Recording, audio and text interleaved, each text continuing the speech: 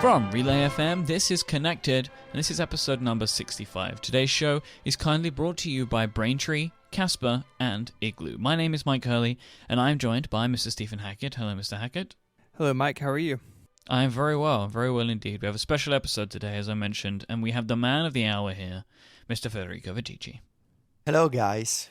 How are you doing, Federico? You sound very professional. I do. I'm glad. I got a fancy new equipment. I'm almost, a professional podcaster. Well, you're professional in all manners. Your iPad has been upgraded to professional. Your microphone's been upgraded to professional. We're ready to go. It's the pro week. It is indeed. So we're eschewing our usual format today because today's episode is all about the iPad Pro, which Federico has had for about a week now, and he's probably loving it. That's a joke, right? 8 days. That's how long I've been playing with this device. Yeah. So did you steal this? Like, how did this come into your possession? Well, basically, you just need to break into the Apple Europe offices and know where to look, and you just go home and you got an iPad Pro. No, that's not really the story. So remember last week we met in London, Mike? Mm-hmm. The reason why I was in London is that I was picking up an iPad Pro. Really? Oh, yeah. I had no idea. Oh, really? I was in London last week, and I flew back home on the same day. In fact, Mike, you took me to the airport. I did. We were on a train. It was a really professional train. I was actually surprised by the cleanliness of the train in London. We don't get those kinds of training in Rome. I imagine now that I was kind of like your bodyguard, right? Protecting the iPad. Exactly. You were protecting me from possible London thieves. Yep. Basically, they were trying to get my iPad. I flew back on the same night. I couldn't use the iPad Pro on the plane, but as soon as I got home, my girlfriend and I prepared a nice dinner, and then I started playing with the iPad, and I started set up, all my apps, all my accounts. It was a clean installation of iOS 9.1. So it comes with iOS 9.1. It's a special build for the iPad Pro, and I basically spent the first night just trying to set up all my apps and, logging into web services, installing Dropbox and 1Password, because that's what you do as soon as you set up a new iOS device. And I think I basically stood awake until 5 or 6 a.m. because right. I was really excited to, kind of play around, trying to get some work done, because one of my initial concerns was I should be, if I want to write about this, I should be able to use it first. It's not like I'm just reviewing this device as it is. If this needs to be my main computer, I need to spend the first couple of days and maybe more and like the entire week trying to work on it. So it was like a dual process of trying to write the review and trying to use the device as my main and only computer, just like I used to do on the iPad Air 2. So initially I struggled, and I think I told you guys this. I struggled to balance, I need to review this, but I also need to use this as I would normally do. But eventually it was all okay, and the review was done in time, and we got here to this point today where, all the reviews are coming out. So it's a nice day, Mike. It is indeed. So you've been using it solely as your device for the last 8 days? Yes, exclusively as just like the iPad Air 2. I removed the SIM card from my iPad Air 2. I got a 128 gig model of the iPad Pro, Wi-Fi and cellular. So I put in my SIM card, and as soon as my SIM card moves from one device to the other device becomes my primary one. Yep. That's like the sign that recognizes. That's the mark. It's my main device, the one with the SIM card.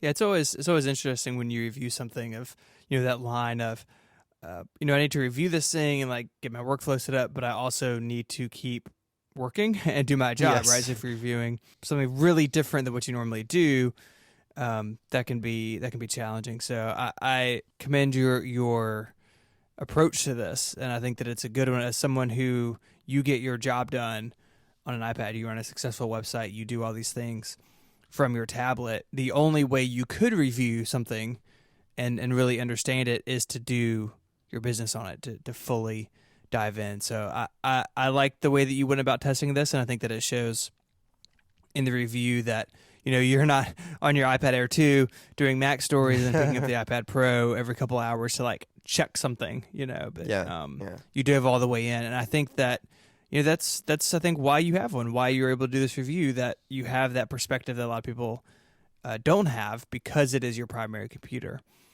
which of course we're going to get into, but I like the way you went about this.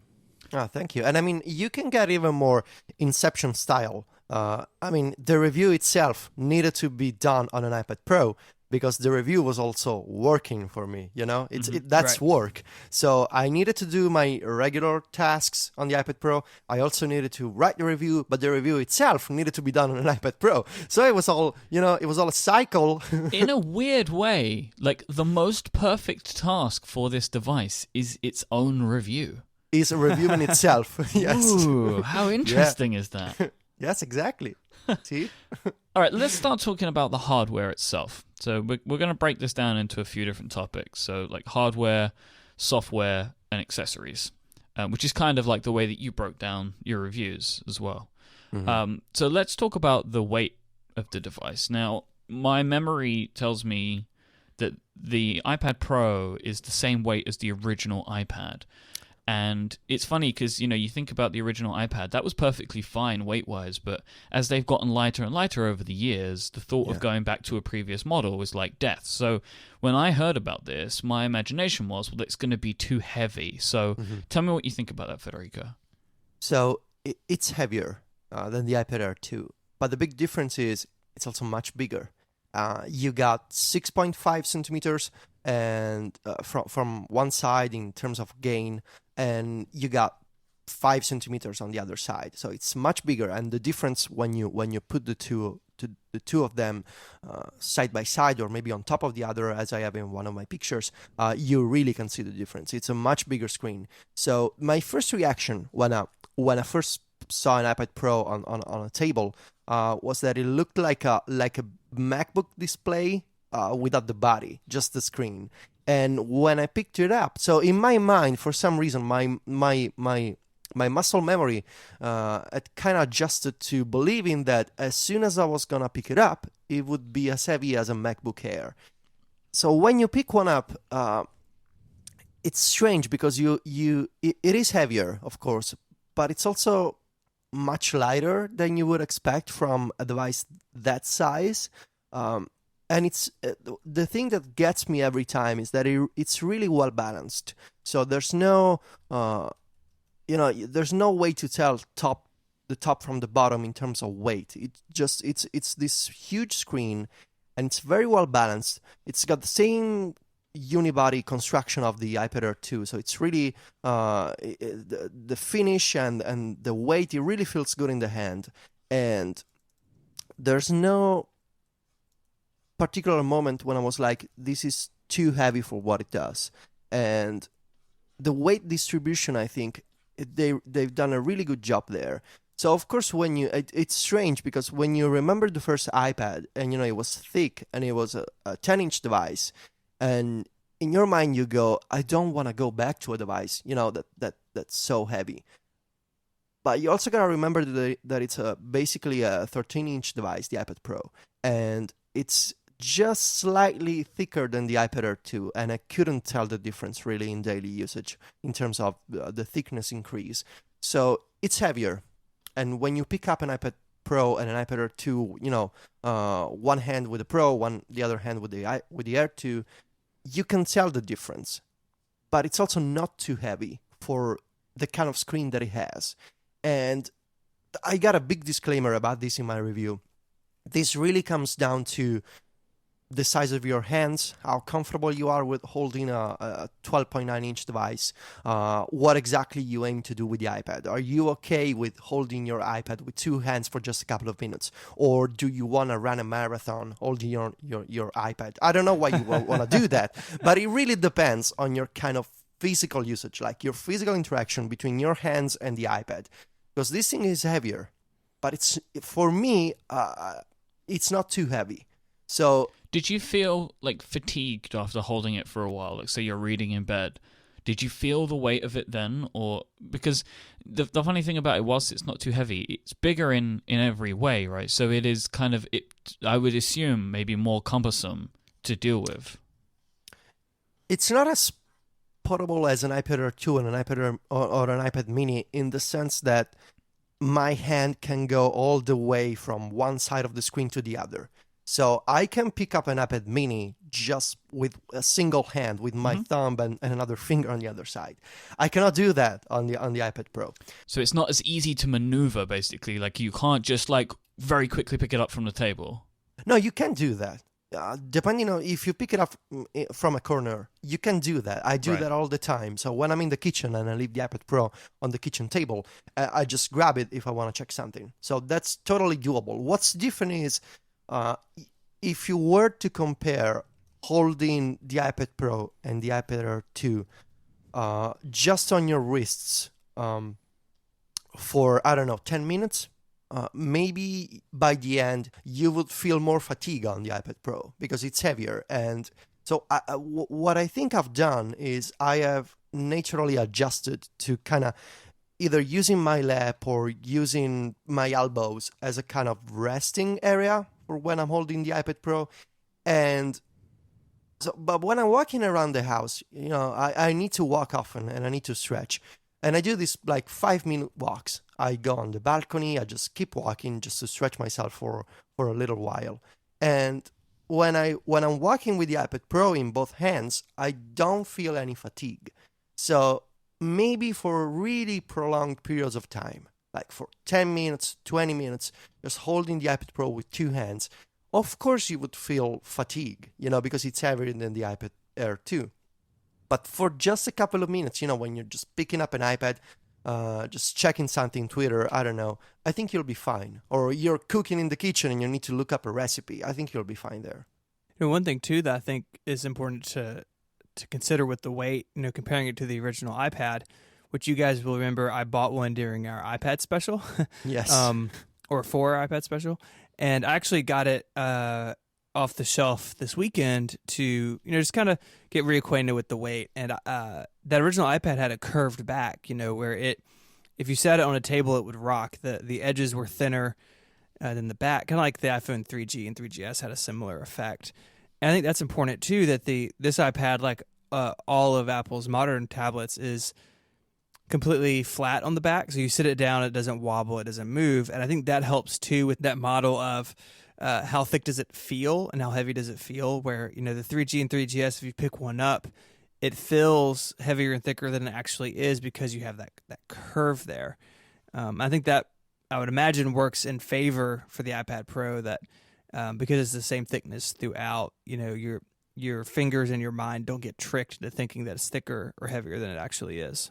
In my mind, at least, I remember the iPad 3 actually of being heavier for some reason. And I know that maybe we rewrite our own memories when it comes to what an old device feels like. But I really didn't have much of a problem with the iPad Pro. And could be that I'm just so used to taking these short breaks that holding the device for I'm not holding the iPad Pro for, or even the iPad Air 2 for that matter, for an hour, just walking around for an hour.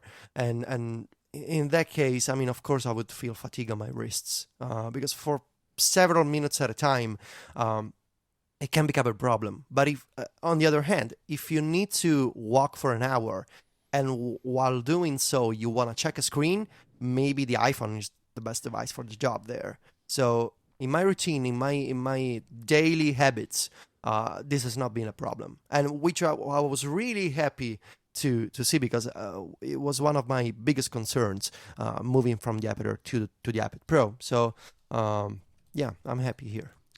I think one of the important things to remember, I know we're really kind of belaboring the point about the weight, but I think it is kind of important when you look at the overall hardware of this thing. But I guess one of the interesting things to remember is that this is the furthest away from a consumption device that the iPad has ever been, and I know we're going to talk about that a little bit later on. But a lot of the things that we're talking about, like, how does it feel when you do this for a certain period of time? It's like consumption stuff like reading and things like that, where maybe this iPad was built more to be put on a desk than any other iPad before it. So maybe like the idea of holding it for long periods of time in your hands is maybe not so much of a problem. Exactly. And even when you see the kind of accessories that Apple has made, so there's a keyboard, there's a pencil. So it's meant to be used primarily at a desk. Yeah. That doesn't mean that you cannot hold the device and walk around or take the device out of the smart keyboard and sit on the couch and get work done, because I totally do that. But for a lot of people, this is going to be the device they're going to use at their desks, either drawing, sketching, typing, reading email. But again, it's not a mutually exclusive type of thing here.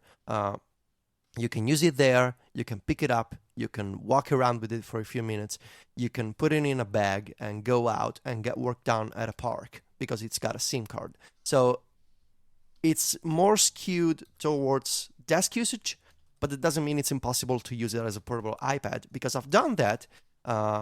I've taken it with me, at the mall. Don't worry, Apple, no one saw the iPad. I gotta make sure that I say this. I've taken it with me in the car while I was waiting for my girlfriend. I worked from my car. I took it to my therapist, who also didn't see the iPad Pro. So yeah, it makes more sense than the iPad Air 2 and the iPad Mini, of course, at a desk, but it's also still an iPad in terms of portability. That's my takeaway. All right, there's still tons of stuff that we need to talk about in regards to the hardware, but let's take our first break now and thank Braintree for helping sponsor this episode. Code for easy online payments. If you're a mobile app developer, you should check out Braintree. They are the payment solution used by companies like Uber, Airbnb, Hotel Tonight, Living Social, Munchery, and many, many more of the apps that so many people use every single day. They are rock solid. Braintree has made the payment experience in these apps seamless and magical, and now you can add a similar experience to your own app. With excellent customer service and simple integrations, Braintree gets you ready to receive payments quickly. Braintree's continuous support, plus their fast payouts, mean you'll be prepared as your company grows from your first dollar to your billionth dollar.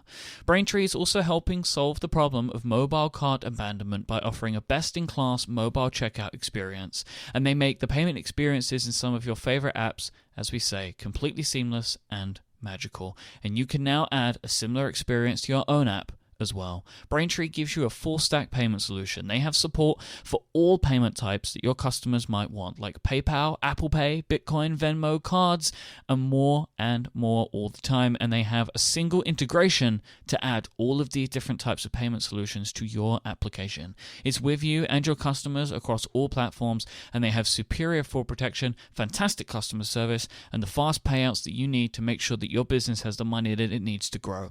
To learn more and for your first $50,000 in transactions fee-free, go to braintreepayments.com/connected. Thank you so much to Braintree for their support of this show and Relay FM. So one of the most interesting parts here, which is really weird. So when I think about this device, Federico, and after reading the review that you've written, there is this real kind of struggle and battle between the consumption part and the professional working part of this device. And one of the consumption areas where the iPad Pro is better than any iPad before it is the speaker system. Can you explain a little bit about what's going on here? Okay, so it's got 4 speakers, 2 at the top, 2 at the bottom. And what the iPad does, it can automatically detect whether you're using the device in landscape mode and portrait mode, of course. And all speakers can produce the same frequencies. But depending on the orientation, only the bottom ones produce bass frequencies and the topmost ones handle the mids and highs. So the result is a very well balanced sound. It's much warmer and richer than the Air 2. And the best part is when you rotate your iPad, it detects rotation. So it switches to what the speakers do according to your physical orientation of the device. So no matter, landscape or portrait mode, sound kind of always follows you around and adjusts automatically depending on the device. And they're really loud and not in a bad way. It sounds great. It's a very warm sound, and it's much richer than the iPad Air 2. It has all these layers of sound that you normally don't hear on the Mini or on the iPad Air or on the iPhone for that matter. And I really like how it sounds. And I've been listening to music, to Apple Music, to podcasts in Overcast. It maybe doesn't get quite as loud as some external speakers, of course. It's still a tablet, but it's much louder than the Air 2. And I've been using it to listen to music at the highest volume, and you can hear songs just fine from another room. And in fact, my girlfriend, she was impressed because when I was listening to music in the kitchen, she could hear songs just fine in the bathroom, which is, like 4 to 5 meters away. There's a hall, and then there's another room. It also makes for nice background music when there's like a family dinner or you got some friends over. It's a really good companion there to make sure that you got some tunes in the background, So I'm really, really happy here. Again, didn't expect this. I was so used to the speakers of the iPad Air 2. I wasn't expecting it to sound this good. In fact, it sounds even better than the speakers on my MacBook Air, which I realize, of course, it does, because my MacBook Air is a 4-year-old device. So, I guess speaker technology got better in the meantime. Sure. They sound great. So believe me, you gotta go. I don't know if you could get a demo of this at an Apple store if it's a crowded place, but they really sound great.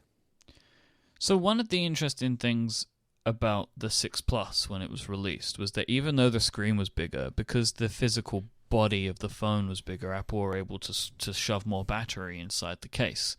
Is this the same for the iPad Pro? Do we have a larger battery here, or is it just powering the Retina display, which is, looking pretty incredible?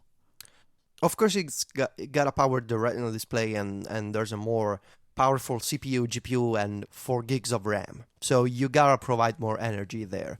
But Apple says that you get 10 hours of battery life and in average usage. So you can surf the web, watch a couple of videos, play games, read books. In my practical tests, and here I gotta have another disclaimer, I like to turn off auto brightness on my devices, and I keep it just about 50%.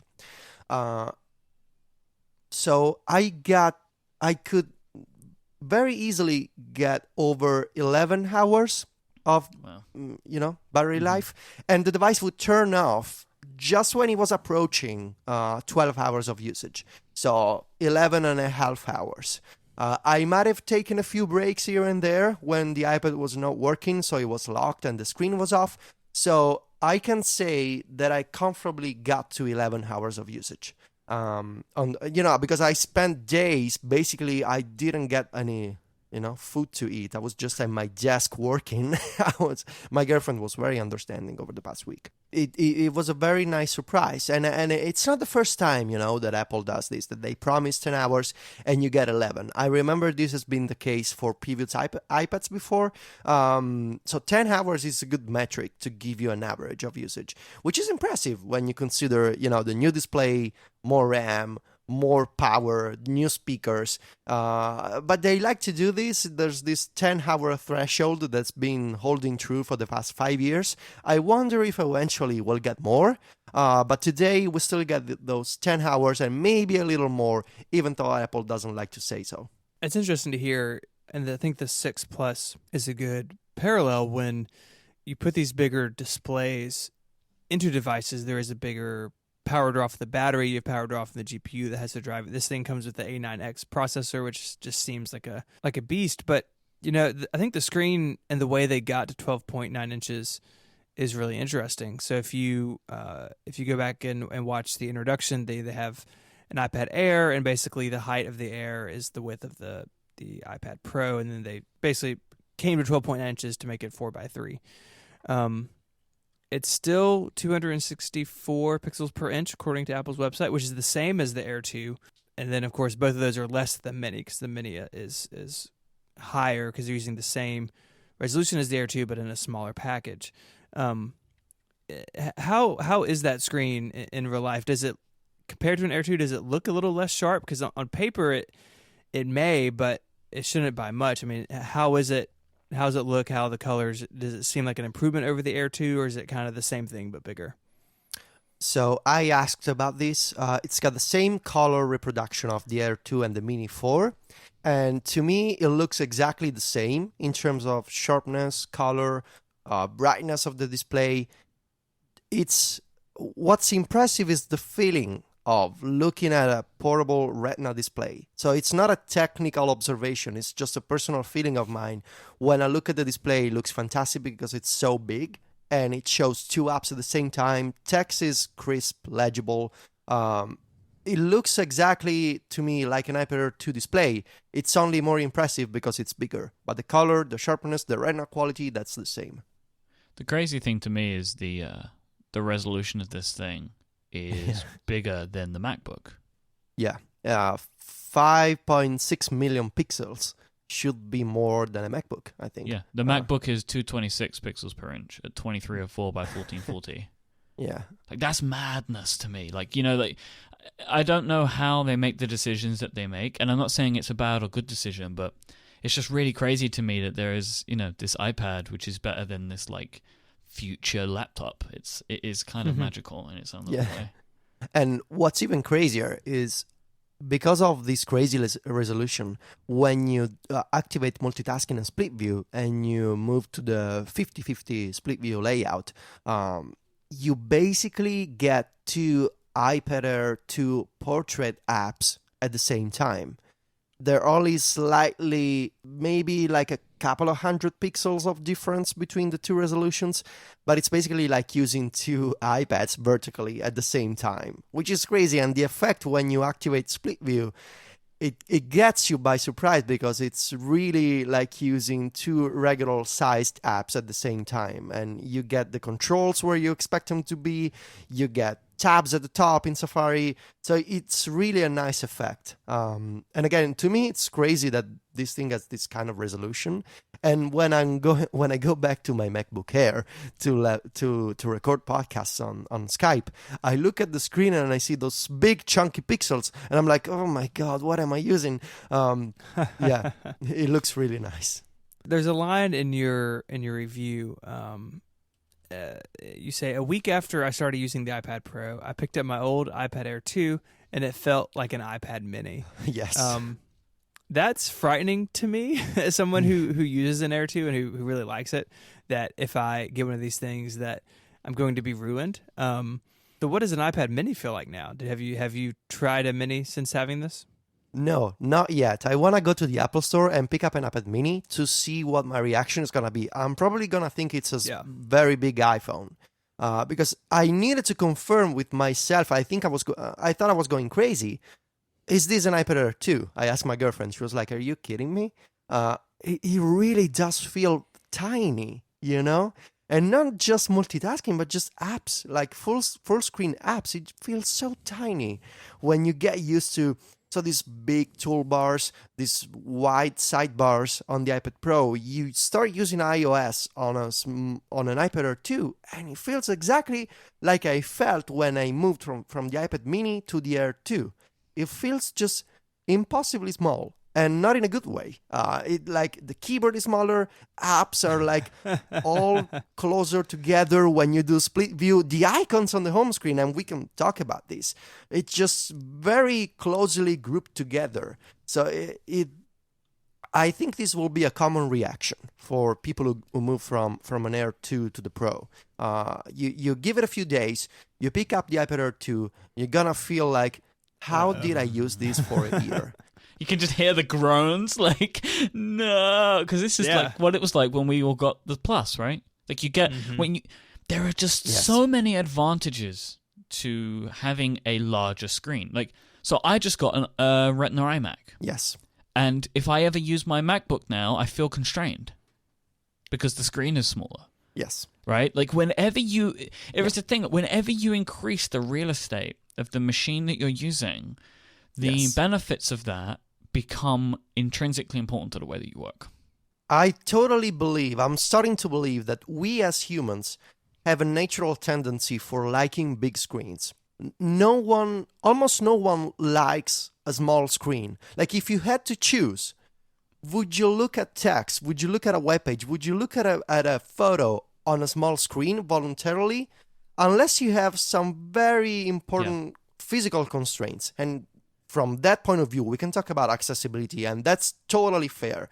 But for, if you had the choice, choosing between a small screen and a big screen, of course you're going to pick the big screen because it shows you more, it shows you better photos, it shows you more text, it's easier to look at for the eyes. So again, the effect is really like moving from the Mini to the Air 2 or from the iPhone 5S to the iPhone 6 and maybe to the 6 Plus. You go back and you say, was I even getting work done on this thing? Was it possible? What was I thinking? And that's natural progress in terms of these devices. As the screens get bigger, it's a balance, right? You gotta say, am I still able to use this? And if I am, do I see the benefits in a bigger screen? If you do, then you go back and you say, this is too small. I cannot get anything done here. Clearly a lot of upside there from a work perspective, but I think there are a lot of people who are not going to use their iPad at their desk. They're going to use it on the couch. They're going to be hanging out, watching Netflix. How does that bigger screen in those scenarios? If you're reading in bed, an Air 2 can feel somewhat big at times. Did you experience any of that? Is there any weirdness there as far as using it sort of in a more relaxed position? So did you see the photo that I sent you last night? I did. The one watching a video, the same video. Yeah, it's like you wheeled a TV next to your bed. Yes. So this is totally, I have a footnote in my review. When I play games or watch movies, it's totally like having a mini high-res TV on my lap or on my desk. I don't know how I should describe this, if this is a problem for people or not. Because when you're resting, when you're in a relaxed position, you can use a smart cover or the smart keyboard as a stand. So in theory, it shouldn't be a problem if it's too big. It could only be a positive, because you're looking at a bigger screen, so it's more comfortable. You don't have to hold your device with both hands, so size shouldn't be an issue in that case. So I don't know, like when you're in bed, do you like to use like another stand for the iPad while watching Netflix? Because when you're on the couch, you can just put the iPad Pro on your lap, and it's this big screen that you see in front of you. If you have a desk, you can just use a stand. Or, just like my picture in the review, you can just prop it up on your lap and watch a movie. So, I don't know, maybe for kids, it could be a problem, kids with small hands, it's a heavier device, so that maybe is a problem, if you're gonna ask your children to pick up an iPad Pro, I can imagine at 700 grams, that can be an issue. Just knock over my daughter. Yes. It just disrupts her center of gravity and she just goes straight down. Yeah, so for kids, maybe that's a problem. And I see your argument there. But for adult people, I don't know. I think you'll be fine. Cool. One of the main uses of my MacBook Pro now is it's become the machine that we watch TV on in bed. Yes. But this is the same screen size. Yes. So goodbye. My MacBook is becoming like, the more I think about the iPad Pro, and we'll talk about this at the end, but I'm starting to just check off more of what I do with my MacBook Pro, and it's becoming less and less likely that it will have a serious place in my life if I get one of these. Now, before we depart from the screen and move on to other parts of this device, this is the first of a couple of things, I believe, that put the iPad in a weird position from a refresh cycle. And what I'm talking about is 3D Touch. So the iPad Pro is a new device, but it's kind of still stuck in the middle between the iPad Air 2 and the new iPhones. And one of the first things that highlight this is the fact that you cannot use 3D Touch on this device, right? how has that impacted you on a daily basis? Has it not? Do you need it? What do you think you need it for? Could this device even comfortably use a technology like this? So the biggest issue has been the lack of shortcuts on the home screen. But what I also noticed is I use 3D Touch on my phone with my thumb. So when I'm scrolling Twitter, I can just press harder with my thumb and I get a preview in Tweetbot of, tweets and web pages. I don't use the iPad Pro like that. And even if I did, there's a gap in apps between the bezel of the device when my thumb rests and the content on the screen. So in Tweetbot you get a sidebar, or maybe in Safari you get a margin between the bezel and a link in the text of a web page. So I struggle to imagine how you would use 3D Touch on an iPad. You would have to use another finger, so another hand, like your index finger on the right hand, to point at content and use 3D Touch.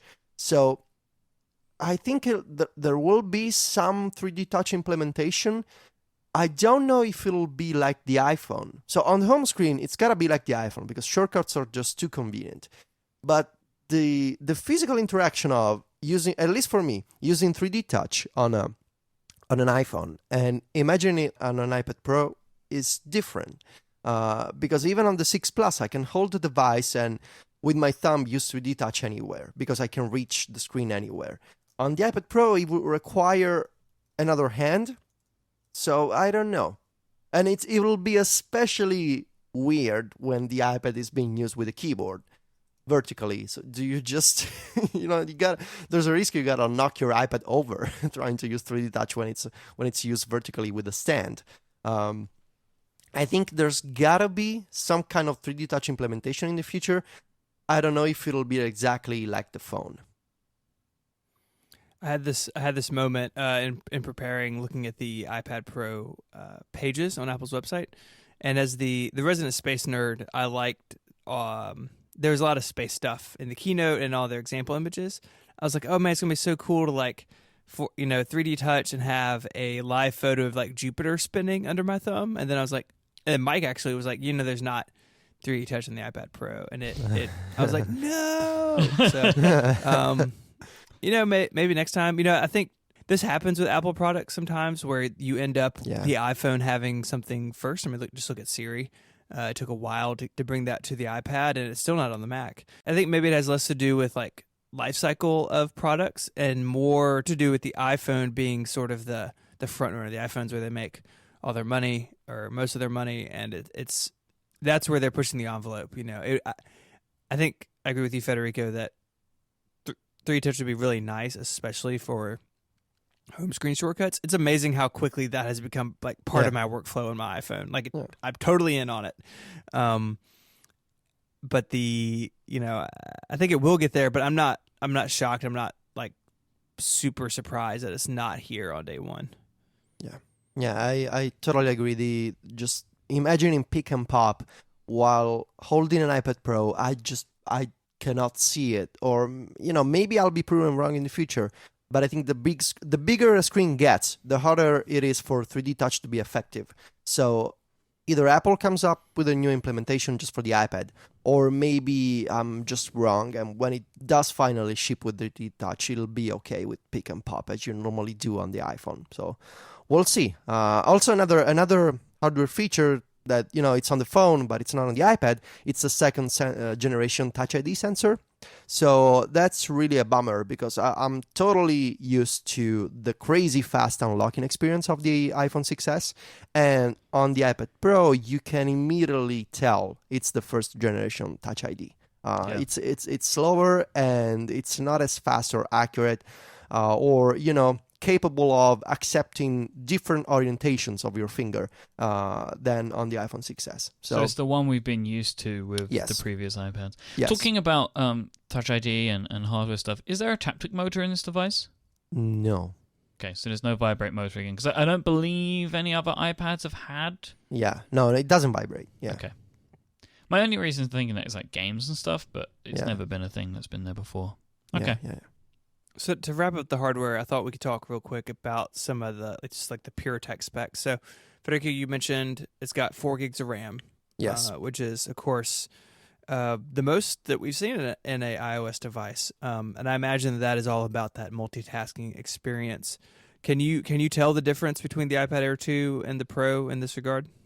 Yeah, it's a bit snappier, it's more responsive, and when you use a full screen app like Safari and you open a bunch of tabs, you can tell that it's keeping those tabs longer in memory. So it's not a massive difference from the iPad Air 2, but it's noticeably faster, snappier, more responsive. Some animations are like quicker, and I've been fine with the performance. It's really it makes me more efficient, because when I put up 2 apps side by side, I can switch between Safari tabs, the extensions, like something like Workflow, if it needs to work with a lot of data, so with a big video or with a big photo, the extension can use more RAM, so it works really nicely for me. And Federico, you mentioned that you have a 128, Yeah. and so there's 2 versions of the 128, one with cellular and one without. Yeah. And then other than that, there's just the 32 Wi-Fi, right? There's no 64 gigabyte. Do you think this is an issue from Apple? I don't know. I asked, and they wouldn't tell, of course, why they made this decision. We can only imagine. It's strange to me that the base model is a 32 and not a 64. I can understand the sort of jump to 128, because for people who are going to use this as their main computer, you put in a lot of games, a lot of movies, a lot of documents. So you want to use this as a computer, you need the 128. So that I understand. I don't understand why the base model is the 32 version and not the 64 gig one. Maybe there's some kind of Stephen has a theory that it's a supply chain issue. I'm coming up empty, or maybe they just want to push people to buy the 128 gig model because it's more money, more revenue. I don't know.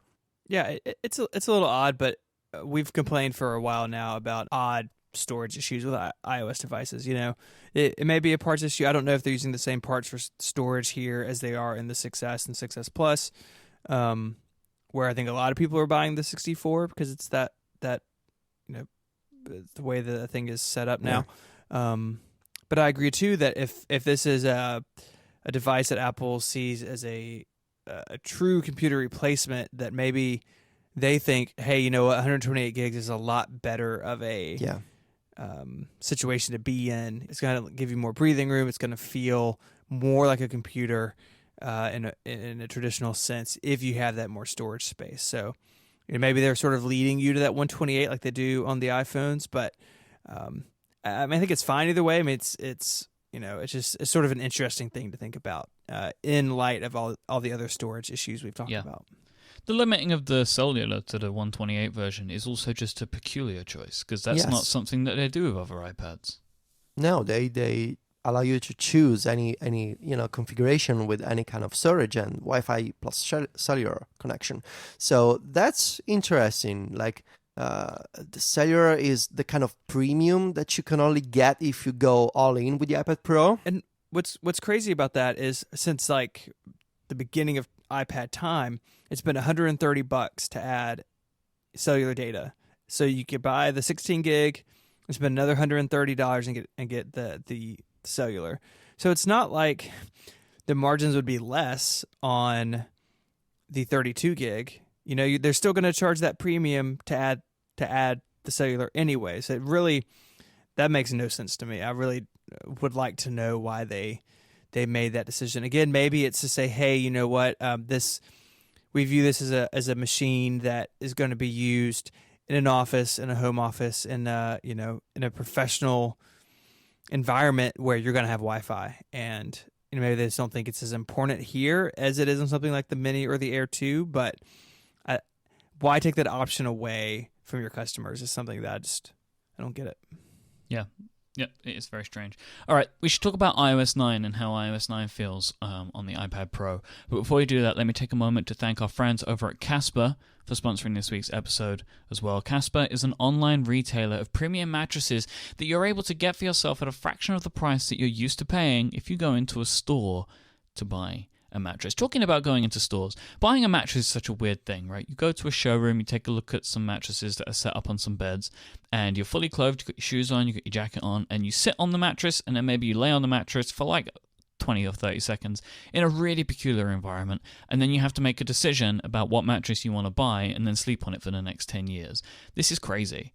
Like, this just isn't something that makes a lot of sense, and Casper has found a really interesting way to solve this problem. So let me tell you about what these mattresses are made of. They are a whole new hybrid mattress that Casper has created. They combine premium latex foam with memory foam. It's two different technologies that come together for better nights and brighter days. It has just the right sink, just the right bounce. A Casper mattress is going to provide you resilience and long-lasting supportive comfort. And the prices are also fantastic. If you go to that weird showroom that I mentioned a little bit earlier, you will see that these mattresses can cost well over $1,500. But Casper mattresses are incredibly priced. You can get a twin-size mattress for $500, $750 for a full-size, $850 for a queen, and $950 for a king-size mattress. And better yet, all of these mattresses are made in America, so they're great quality stuff. They really put a lot of time and effort into the mattresses that they're making. No, so I mentioned about the new way of buying mattresses, right? So you buy a Casper mattress online. Now that sounds kind of crazy because you're like, hey Mike, you don't even get to sit on it at all before you buy it. But this is where the magic is. Casper will deliver you this mattress in a box that is kind of impossibly small. You open up the mattress, it kind of breathes itself to life. They kind of they vacuum pack it in there, right? So it keeps it nice and small in the box. You can sleep on that mattress for 100 days with a risk-free return period. They will deliver it to you for free. You can sleep on it for over 3 months, and if you want to send it back because you don't like it, you can do that for free. They'll come and pick it up for you. It is that simple. Lying on a bed for like a couple of minutes in a showroom is no way to know whether a mattress is right for you. That's why Casper has turned this buying process into a risk-free experience. They understand the importance of truly trying out a mattress that in all reality you could be spending a third of your life on. Listeners of this show can get $50 towards any mattress purchase by visiting casper.com/connected and using the code CONNECTED at checkout. It's a lovely $50 off any mattress. Terms and conditions apply. Please see the site for details. Thank you so much to Casper for supporting this show and Relay FM. You know, when we look back, there's always interesting things that come out. You can connect the dots once you're kind of past them. And I think there have been a lot of dots leading to this device. So we have, the iPad Air 2, which came out last year, and all of a sudden, this thing is sort of ridiculous, right? There's so much power here; it can do so much. And then iOS 9 comes out with all this multitasking, slide over, split view, picture-in-picture. That the power in the Air 2, especially since they didn't rev it this year, make a lot of sense now, right? The hardware sort of maybe outpaced the software for a second, and now iOS 9 and the Air 2 feel really well matched. And the iPad Pro, I think, is just another step in that direction, right? So, multitasking might be a little tight on the Air 2, probably really tight on a Mini 4, but on a Pro, like you said, Federico, you get these nice iPad portrait apps side by side. We're going to talk a little bit about that, but I was wondering, are there ways that it doesn't make sense yet, or are we in that situation again where the hardware is outpacing the software in areas in your mind? Well, when it comes to multitasking, they make a lot of sense together, especially when you want to use two full-size apps and you get the feeling and the power to do so. There are some parts of the iOS 9 interface that could use a little more creativity because they show a lot of potential. So the home screen is totally the same on the iPad Pro. You get the same 5x4 grid of app icons, excluding the dock in landscape. And they're just only more spaced out. So there's no additional room for more icons, no special usage of the bigger home screen. And folders are totally the same. Control Center, when used in landscape, it just shows more white space between the toggles. So they look really weird when you're used to having, the tight Control Center icons, and they totally scream, hey, let's put more toggles in here, we got room for them, you can put in additional shortcuts if you want, but you can't. So it is strange to look at the home screen, to look at Control Center. And on the other hand, Apple has done some new things for iOS 9. So in Notification Center, you get a mini monthly calendar at the top next to today's date. You see this little monthly calendar, which is useful when you want to pull down and see, upcoming weeks and days of the month. Or, of course, the software keyboard is totally different from the iPad Air too. So they have done some things, and it's in typical Apple fashion. They have chosen some areas to focus on for the 1.0, and some other parts of the interface are clearly not done. They're not unusable. They're just the same as the previous generation. So you can see the potential there. And I wouldn't be surprised to see new things coming to the home screen on the iPad Pro. It just feels very lonely, to look at those app icons, to look at those Control Center shortcuts. You can see the space for innovation, the space for additional shortcuts, to save time, to jump between apps. I don't know.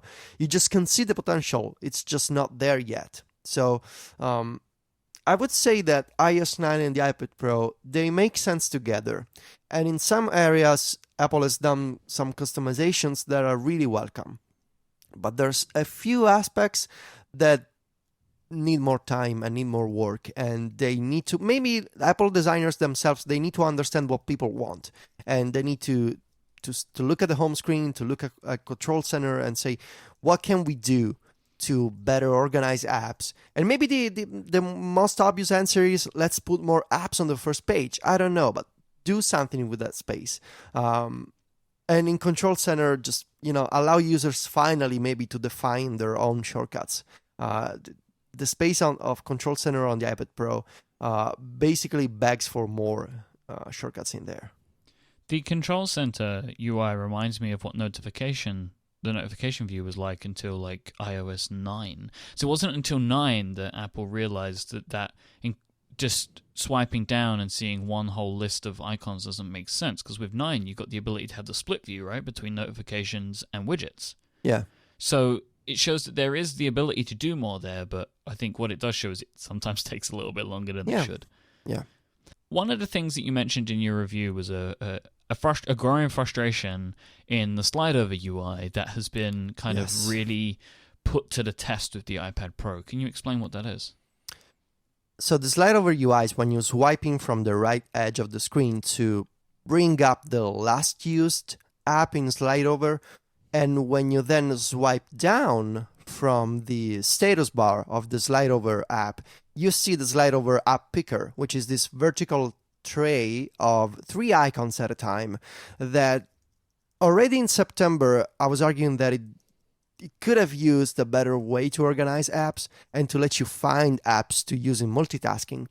And 2 months after the public release of iOS 9, I totally believe that the slide over app picker is the single iOS 9 feature that's aging badly. It is very annoying to find an app that you used a couple of days ago because there's no search bar. So you gotta scroll all the way to the top and look at the icons and see, oh, hey, that's the app I want to use in slide over. It's a slow process. It's a tedious process to find all these apps with no organization. The list isn't compact, so it's not a grid, and you can look at a bunch of icons at a time. You can only see 3 icons in a single screen. So you need to swipe slowly, look at each icon and say, yep, that's the app. On the iPad Pro, because the screen is so big, it becomes even more annoying because Apple didn't use the increased space for showing you more icons in the slide over. It scales, right? I assume that just the scales. blocks are still as big. Yeah, that's sort of way you really could have made that easier, was shrinking that down. I don't even know why they used the big card interface there. Just icons would be perfectly acceptable. Mm-hmm. And also because only the most recently used app uses the card as a sort of screenshot preview of your last activity in the app, which is weird, right? Because it looks like it's meant to be modeled on the multitasking view. Yeah. That's kind of where the UI comes from. but it doesn't use the multitasking view like where the previews. It's very peculiar. No, it just shows you like a lighter gray background, which is great. That's what I want. So I would really like to see a way to search apps in there. Maybe a grid layout that, if you don't want to use cards, just let me choose to have a more compact grid of apps. So I can look at maybe 10 to 12 icons at a time. And maybe even let me say, hey, I never want to use this app in the slide over or in multitasking. So I don't want to see my content blocker in there, I'm not going to switch back and forth between Safari and my content blocker. If I want to change settings, I go to the content blocker app. There's a lot of apps or games for that matter. There's really a lot of apps that don't make any sense in the slide over menu, but there's no way to turn them off. So when you're scrolling the list, you gotta see them all until you find the app you're looking for. And on the iPad Pro, that becomes a problem because the UI just scales and they don't take advantage of the bigger screen to simplify the process of finding apps in the app picker there. Let's talk about the software keyboard for a moment. Because I know that you've got some frustrations with this. Can you explain some of the sweeping changes that Apple have made, some of the enhancements, but also how they're affecting you on a daily basis? So the main idea is to replicate the feeling and the functionality of a desktop keyboard, of a Magic Keyboard. You see there's a number row at the top, always shown. There's special characters on top of numbers. There's a bunch of extra keys on each side of the keyboard. And it's really meant to replicate the way that you work on a physical keyboard on your Mac, on an iPad Pro, on a software keyboard. Which is a great idea in theory. It's a great idea because there's going to be a lot of people switching from laptops or from notebooks to an iPad Pro so they can be instantly familiar with the keyboard. The problem here, and I remember I was going crazy for this, Apple is using a US English layout for the keys. So for listeners who don't know, live in America and have no idea about international keyboards, physical keyboards have minor but important changes across different countries. So in America, the delete key, the backspace key, whatever you want to call it, is not directly on top of the return key. There's, I believe, square brackets in between return and delete on the right side of the keyboard. In Italy, and I believe in the UK as well, and in other European countries, the delete key sits on physical keyboards for computers. The delete key sits directly on top of the return or enter key. Yeah, we call it return, and it's shaped like a beautiful upside-down boot. Yeah, and so when I'm sliding with my hand on the right side of the keyboard, just by feel, I can tell the return key and I can tell the delete key is a rectangle directly on top of the keyboard. On the iPad Pro, I use the US English keyboard, which has a different layout of the Italian one. And of course, it's got this delete key that's not directly on top of return. And that's okay, I get why they're kind of finding a way to replicate the US English layout of physical keyboards on a software keyboard. The problem is when I switch to the software Italian keyboard, which I use for, texting my mom or my girlfriend or just doing searches on Google in Italian, they only change the glyphs on the keys, the icons. So the delete glyph is different, but the layout and the shape of the keys is the same. So it's an Italian keyboard in that it's got Italian icons and it writes in Italian, but it doesn't use the Italian keyboard layout. Yeah, it uses the little icon that says return, right? Like, so the little arrow, but the key shape is the same. Is that what you're saying? The key shape is the same, and the placement of the delete key is not as the keyboard I'm looking at right now on my Mac. So I got delete on top of return. On the iPad Pro, when I switch to the software Italian keyboard, the delete key is not on top of return. There's a bunch of keys in between them. It's a real interesting oversight, right? Because they've identified that something needs to change, but they haven't changed what they actually need to change. Yeah. And it took me a couple of days. I was going crazy adjusting to this different layout, and I realized that my situation is a bit peculiar because I'm in Italy, but I write in English, and my audience is primarily American, so I use the US English keyboard. And for me, the struggle was going from the iPad Air 2 keyboard, the software one, which I used on a daily basis. I mostly use the software keyboard when I work from my iPad. So I needed to go from that keyboard to the US English software keyboard on the iPad Pro, which has a different layout. On the iPad Air 2, the delete key is on the right side. On the iPad Pro, there's a bunch of keys underneath the delete key. So I was always typing them instead of deleting characters. So that's for the US English. So I think I got two problems trying to get used to. The US English layout itself and the fact that the Italian software keyboard doesn't switch to the physical Italian keyboard. So it's maybe my situation is a bit odd, but I totally believe that Apple should, if they want to replicate the layout of physical keyboards, they should be correctly doing so, and they should be accurate. I don't think it's going to be that weird because I'm going to have the exact same problem. Right? The keyboard is not going to be laid out as I would expect it to be, even though it's going to have all of the... It's going to understand that it's a British keyboard. It's going to have the glyphs as they should be, but the layout is going to be different, which is going to be very peculiar for me to try and get used to.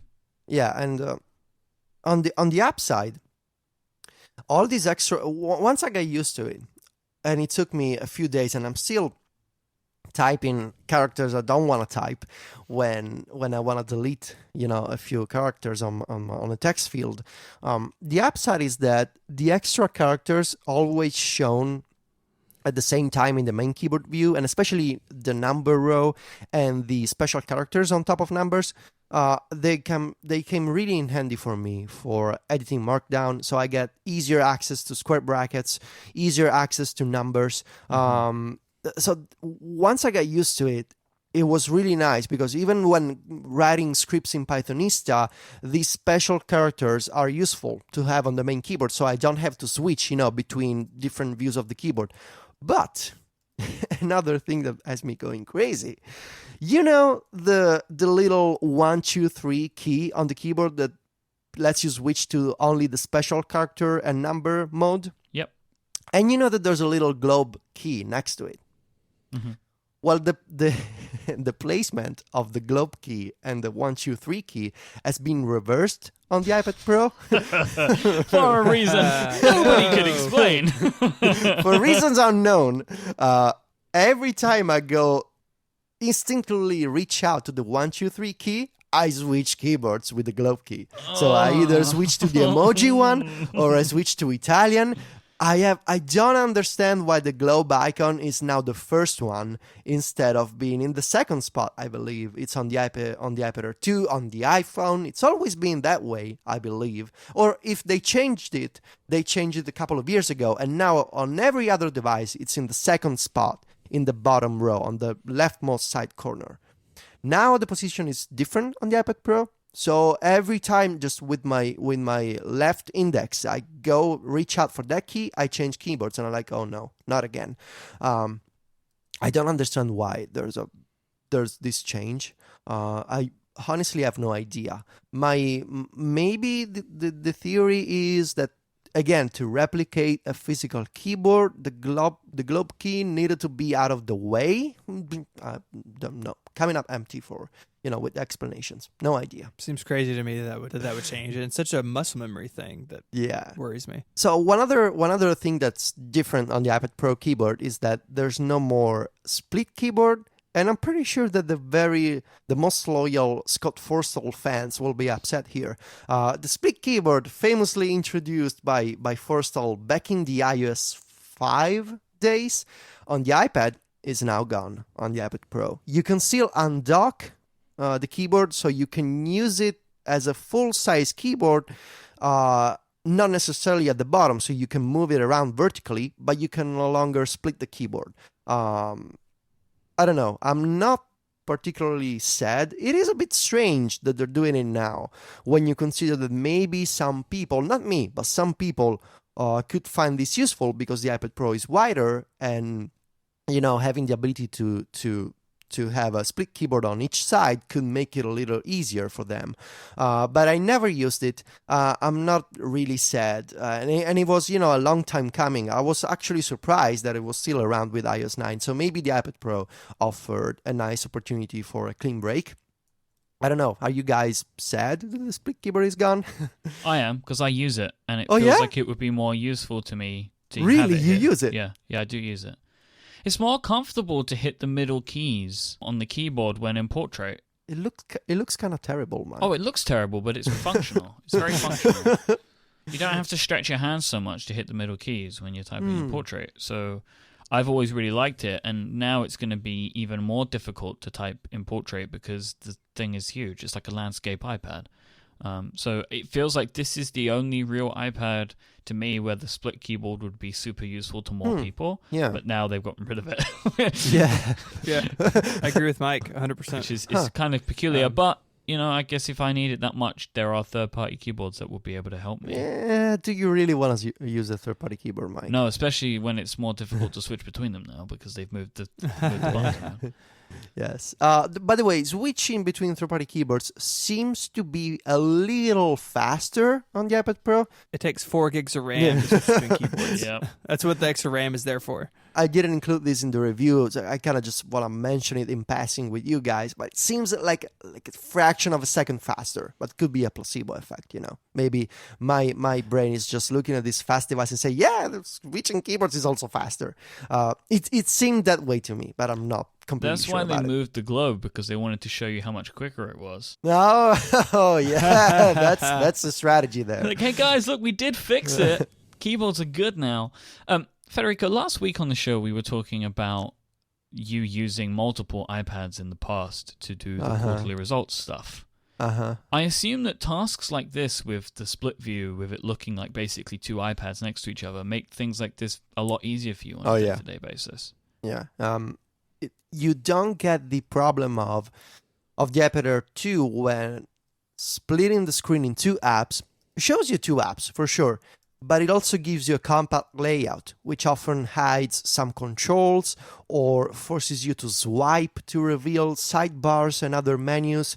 Here, you get exactly 2 portrait apps at the same time. So you get a regular vertical layout, and it helps for, again, there's a few different examples. Safari shows tabs and controls at the top. Many apps don't use action sheets that come up, from the bottom. They instead use popovers on the iPad Pro, so you can, see these little menus instead of a model menu that takes half of the screen. It's a series of little differences, and it's all based on size classes for iOS, which developers have started to use last year, and then they're highly used to power the multitasking interface of iOS 9 on the iPad. It's, for me, and the kind of usage that I do with the iPad and with iOS 9, I would say that the iPad Pro brings the true expression of iOS 9 multitasking, because it's really 2 full-size apps at the same time. It feels like there's no compromise there. And on the iPad Air 2, it's more like saying, yeah, we can do 2 apps at the same time, and it's great. And I've used it for since June. I wrote my entire review using iOS 9 multitasking. It was amazing. On the iPad Pro, it's better, simply because you get 2 bigger apps, and you get the same layouts that you're used to, which is a very important thing to note, because when you're using apps in full screen, switching to split view, it doesn't have an increased cognitive load on you. You don't have to remember, oh yeah, when I split the screen, the controls change. They're always in the same spot, which helps a lot when working with touch on the iPad. It's a really, really interesting point. I hadn't considered that, but yeah, because I guess on the iPad Pro, a lot of apps are being scaled up, right? Mm-hmm. So when you put them into split view, because it's still so big, they don't need to do that. They don't need to change. Yep. Exactly. So my favorite example is Safari. Again, I use the app all the time, and I'm so used to having tabs on the iPad, just below the address bar. When I use split view with Safari on the iPad Air 2, I'm annoyed every single time it changes to a compact layout, which has the little tab icon in the bottom right corner. So when you tap it, you get the iPhone tab view. Yep. You don't get the horizontal list of tabs at the top. You get a little like carousel of tabs. On the iPad Pro, even when you use split view, it still keeps the tabs at the top, just below the address bar, which is super convenient to move between a bunch of websites when you're multitasking. That's my favorite example by far.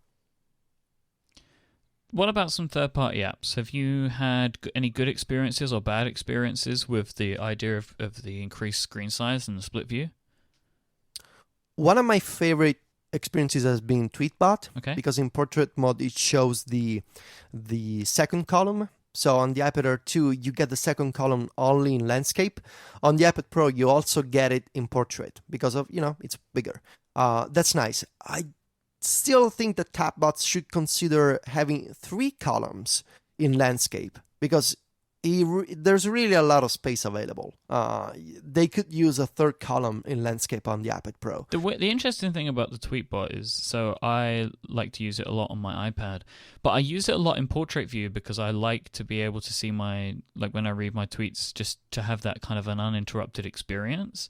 So is that something that I'm gonna miss when using it on the iPad Pro? Or is the fact that because there's so much screen size, I kind of get a real good view of the single column, and then there's just another column there as well? Or is it gonna feel cramped for me still to have 2 columns there? Okay, so no, it won't feel cramped because there is space available, Mike.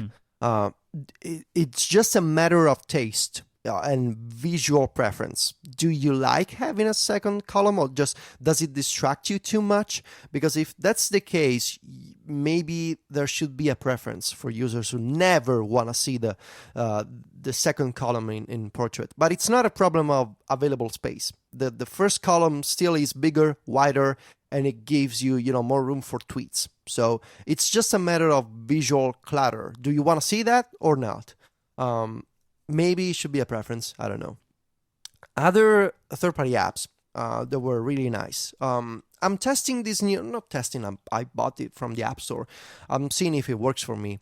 This clipboard manager for iOS, it's called Copied. And it's nice because in split view, it shows you not just the list of items that you've copied to the clipboard, it also shows you a detail view for the selected item. So on the iPad Air, of course, it only shows a list, and then you get a tap and you get the detail view. On the iPad Pro, when you're in split view, you get both the list and the detail view on the right side. So that was nice. I save a bunch of items into this app, so having the 2 views available at the same time, that's a nice time saving. I didn't really have any problems getting used to apps with a split view or at a bigger size. In fact, it was only a benefit, to have more consistent views when switching to multitasking. And if you use a lot of third-party apps, I generally believe that the iPad Pro is a very good update because you get used to a full screen layout. And when you switch to the split view layout on the iPad Pro, it's still the same one. It's only slightly narrower than the iPad Air 2, but you really cannot tell the difference. And no, I would say, Mike, that there wasn't any problem getting used to it. Yeah. In fact, another nice feature was on the iPad Air 2, the shortcut bar, the little shortcuts on each side of QuickType, the suggestions on top of the keyboard. On the smaller iPad, you often get a popover if there's no room for shortcuts. So you get a popover to choose shortcuts. On the iPad Pro, because the keyboard is wider, the shortcuts are always shown without the popover. So there's no second step. You'll always get those icons on top of the keyboard, and there's no other, list grouping them. So overall, I didn't have any problems getting used to third-party apps. It was only beneficial to me, I would say. All right, we should probably talk about the accessories, right? Because this is completely brand new. But before we do that, let me just take one last moment to thank our third sponsor for this week, and that is Igloo, the intranet that you will actually like. Igloo have built an intranet that means that you no longer have to be chained to one device, to one machine in one building to be able to access everything on your corporate intranet. This is something that is, especially for people that have used stuff like SharePoint, like a magical revelation. I remember whenever I needed to get something from my intranet in the job that I used to have, I could only access it in the building at the machine that they gave me, which is kind of crazy because people are so mobile these days. They have their documents everywhere, they work from everywhere, and Igloo takes this into account when they build their platform. With Igloo, if you have a web browser, you can access your intranet. They have a responsive design. It looks good on all types of devices, meaning that you can share status updates, you can access your task lists, you can access your documents, no matter where it is you're working or what device you're using. And when you do access your Igloo, it's going to look and feel like somewhere that you want to be. They create it with modern web standards in mind, so it works the way that you're used to using apps and stuff like that on the web. And they've also let you have the tools so you can design it and customize it to look and feel like a place that fits within your business. You can also customize each individual's team's group space, so you can give them different functionality and different things depending on the type of stuff that they're going to need within their daily life. And this is all configurable with a drag and drop interface, and you can really just reorganize the whole platform to work how each of your teams inside of your company work on a daily basis. You can also integrate services like Box, Google Drive, and Dropbox into their big, easy to secure platform, which means people will stop taking documents outside of the business and put them in their own apps, which means you can put them all into the one platform instead. Secure it all with their single sign-on, Active Directory integrations, and 256-bit encryption. It's time to break away from the internet that you hate. Go and sign up for Igloo right now, and you can try it for free with any team of up to 10 people for as long as you want. Go sign up at igloosoftware.com/connected. Thank you so much to Igloo for their support of this show and Relay FM. So one of the big parts of the iPad Pro story, of course, are the accessories. And I, for one, because I'm leading this section, would like to start with the pencil, because I think that's the most interesting. And Federico, I'm gonna read something that you wrote. Mm-hmm. You say, first, allow me to get this out of my system. The Apple Pencil is not the iPad Pro's primary input system. That's still your finger and multi-touch. My understanding is that they've blown it now, right? Because it's a stylus. Is that right? They blew it, right? That's the thing? No. Do we have to address that? I'm not even going to address it. And rewatching the iPad Pro introduction from September, that's something that they say multiple times. You know, the pencil is a supplementary input method, but it's one that I think is really interesting because they haven't done it before. There's the quote that people take out of context, and there's, it potentially opens it up to a whole new type of creativity and that sort of thing. So how is it? How's the pencil? First, it really feels like a pencil. Like the size is much taller than I expected it to be, and it feels great in the hand. It's light. It's white, so some people won't like it because it kind of stands out if you have a black iPad. But it feels really nice. So as an object, it feels very nice. The performance on the screen is impressive, and it feels very natural. Ink or like sketches, the lines follow the tip of the pencil very closely. And if you're moving the pencil slowly, there's no perceptible delay between a line appearing on screen and the tip of the pencil moving slowly on the display. If you accelerate the drawing a little bit, there's a tiny latency between the two, but it's much better than any other stylus I've tried on the iPad before. And the result is, it's by far the best performing stylus I've ever tried. And even if I'm not an artist and I don't need to annotate documents on my iPad on a daily basis, I've always bought styli on the iPad just to try them out and see, is this gonna be better for me if I wanna, I don't know, use Evernote with a bunch of PDFs. For some reason, I kept on buying styli for my iPad. I don't know why. But the pencil is really something else. And it's a combination of hardware and software. So the APIs that Apple launched with iOS 9, predictive touches and coalesced touches, they help in getting the iPad screen to recognize and to reduce latency between the pencil, the tip on the screen, and the lines appearing. I tried the pencil with Notes and with some third-party apps that I downloaded from the App Store or that I got access via test flight. I tried it with Paper, with Evernote. I tried it with Adobe Sketch, which is a sketching app, from the Adobe guys. What else? I tried even other apps that were necessarily based on sketching and annotations, such as I think it's called Complete Anatomy. It's from 3D4 Medical, and it was demoed on stage. Oh, yeah. Yeah. The one where they were drawing bone horrifyingly, right? Yeah. You can also cut muscles and see what's underneath. Stop. But Never using that app. from an educational perspective, it's really nice because you can make these precise cuts and see like what the human body is like. Perfect. And yeah, so you get this 3D figure, and you can use the tip of the pencil to. Basically, it's like surgery. You get a cut where, precisely, and you see what's underneath, so you can see the bones, you can see the muscles. It's very cool and uses the 3D graphics of the iPad Pro, so you can zoom and pan around. Very, very nicely done. But anyway, my main use case for the pencil when testing it was using the Notes app. And it just feels like writing on paper. So I don't write on paper much. And I realized that I'm talking to one of the guys who has a pen podcast. So, I have many questions. Hey, Mike, sorry. Just let me say sorry in advance. If I'm going to say things that you don't like or don't, please forgive me, Mike, whatever. Mm-hmm. It feels like writing on a piece of paper to me.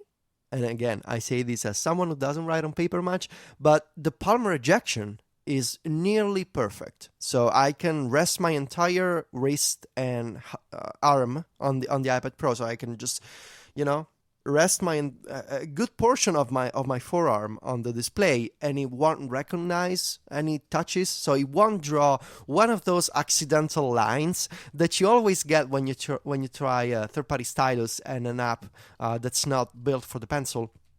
Here, that's not the case. When you can rest your arm on the display and you can draw with the pencil, you can write, you can sketch, and you only get the rendering, the ink or the lines from the pencil. So it's very well done. I did trigger a couple of accidental lines, usually in the bottom half of the display. So I don't know if the iPad Pro is doing palmar ejection like in a circle around the pencil. I have no idea. Or maybe it's just a software issue. That I would say that I got 90% accuracy, which is very impressive. So I think a way to tell about how Apple's doing the palm ejection, can you move anything on the interface whilst using the pencil? No, in fact, right. when you, it's weird to describe. Even if you activate split view, so you put two apps side by side, one that has an input field for the pencil and another like, I don't know, Slack or Tweetbot. You can draw on the left side with the pencil. You can rest your palm of your hand on the split view app and it won't do anything. So even when you're using two apps at the same time, palmar ejection applies globally to the display, right? And it's very well done. So what it's doing, it seems like, is as soon as the pencil comes into contact with the iPad, it shuts off all other input. Probably. Yeah, which is sensible because you typically won't need it. Because I would assume, and you can tell me if I'm wrong, that as soon as you lift the tip, you can move things. Well, you can zoom, you can select controls. Yeah, but that's when the tip of the pencil is off the paper.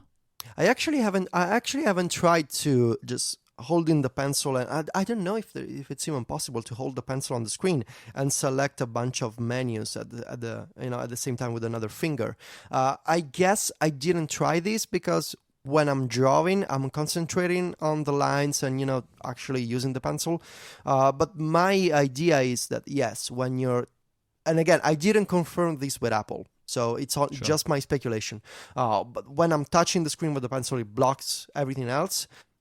So those accidental lines that I got were maybe a problem in between lifting the pencil and just triggering a touch. Yep. But again, 90 to 95% accuracy. When I remember reading the first impressions from the Pixar guys and the Disney guys, and they said it's nearly perfect, and they were totally right. It's nearly perfect. It's not 100% perfect, but it's almost there. All right, I need to ask you some very specific questions now. Okay. So something I would really like to understand is how the iPad Pro and the pencil work together for handwriting. So can you take for example, what would effectively be a blank sheet of paper and write like you would normally write? Does it come up really small and really precise? Because one of the problems of previous iPads, you've had to zoom in to make it look like the size of handwriting. Can you write as if you were writing on a piece of paper? Will it accept input that is that small? Yes. It does accept inputs that is small, and especially so you gotta combine the pencil and the ink rendering of an app. So if you select a small pen, and you maybe turn down the size, then if you use the pencil, you're gonna be able to write small details or small letters and small handwriting in general. So basically, Apple have now created the iPad I always wanted. This is something I have always wanted.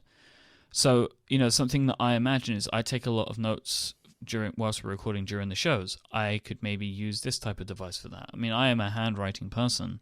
This is something that seems very interesting to me. Something else that I've heard is that the texture of the touchscreen is slightly different on the iPad, which gives more of a resistance for when using the pencil. Is this something that you've personally noticed? Maybe a little bit, but I've heard it's not a lot, but it gives some feedback when you're drawing the pencil across the screen, so it feels a little less like rubber on glass.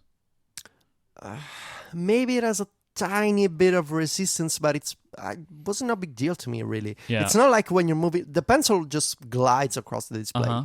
You don't get friction. Okay. I noticed this, and I thought that maybe the problem was me, but now that you mention it, maybe it is a little change in the screen. When you use your finger, it feels a little different from the iPad Air 2, but again, it's a very tiny difference. Okay. Yeah.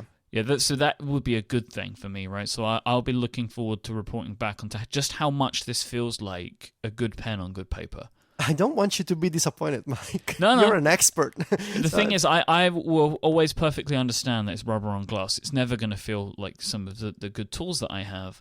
But just some of the basic ideas of the fact that this could work for somebody that wants to use handwriting software, this is a big boon for the device that I'm very excited about.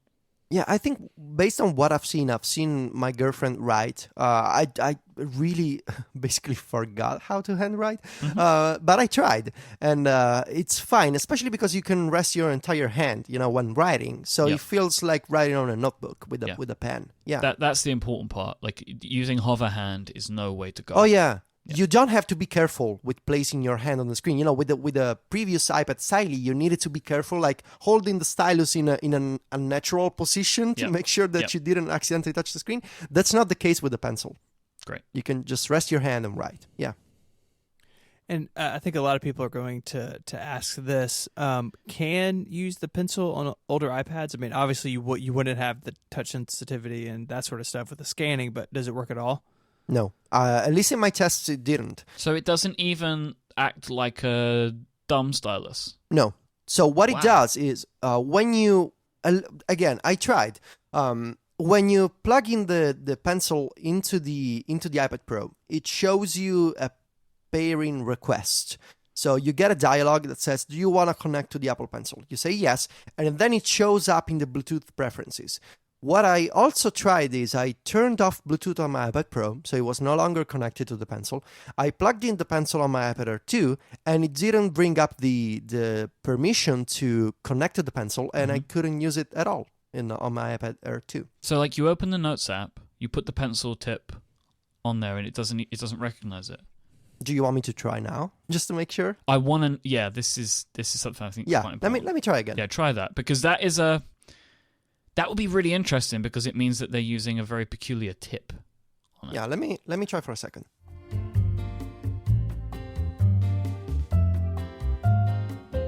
Okay, so I got the pencil right here and my iPad Air 2.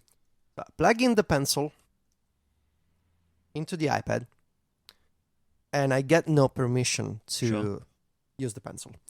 So I can try to open the Notes app. Yeah, just open the Notes app and see if it will recognize any kind of touch. I bring up a new note, and I switch to the drawing, and it does nothing. Man, that is crazy. Because basically it means that they have not got a capacitive tip on this.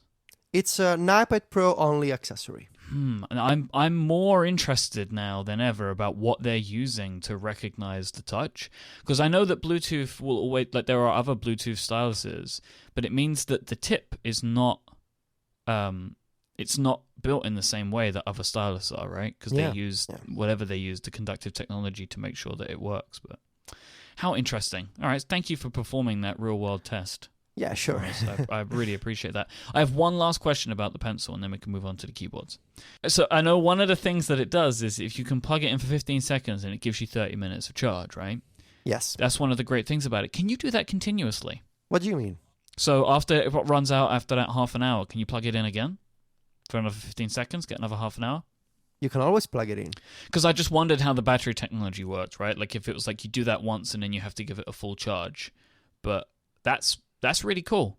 They don't give you any recommendation. You can just plug in the pencil, and when you first connect the device to the iPad Pro, you get an additional icon in the batteries widget in Notification Center. That's that what shows I hoped you, it would be. Yep. Yeah, shows you a pencil there, and when you plug it into the iPad, the icon in the widget, it gets a charging indicator, and you can always plug it in whenever you want. You also get an adapter in the box. Yep. So it's a female adapter, so you can use a cable to charge the pencil instead of an iOS device. And you really should do that, because when you plug in the pencil in iOS device, I can confirm it's kind of dangerous. Yeah, because it's incredibly crazy. I'm happy that they gave the connector away, and I'm really puzzled that they didn't mention this on stage, because the idea of plugging that pencil into the iPad, you are begging for it to be broken. Yeah, and it kind of jiggles into the connector. Nope. Have you thought about maybe putting the pencil in and then holding up the iPad like a sign? I did that. You do it when you need to protest at home, right? You know one of those. I don't know if you've ever seen them, but one of those like religious things in Italy. There's like a priest holding up like a cross. Yes, I tried to do that with my iPad and the pencil, and it was really dangerous. I can't believe you actually did that with something that you don't own.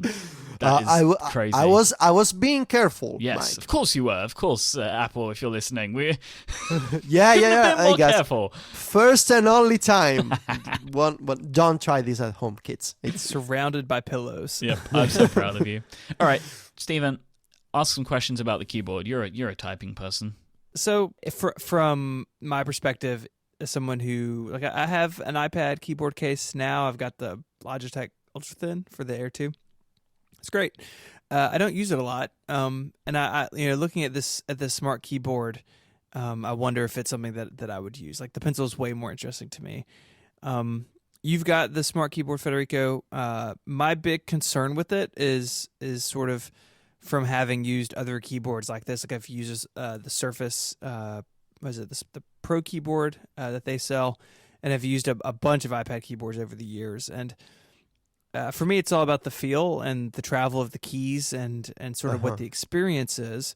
And Federico, I know you just said it, like, that you are a software keyboard user for the most part. So how is the smart keyboard? Is it worth the extra bulk and weight of carrying this thing around, or is it sort of something that you think a lot of people could do without?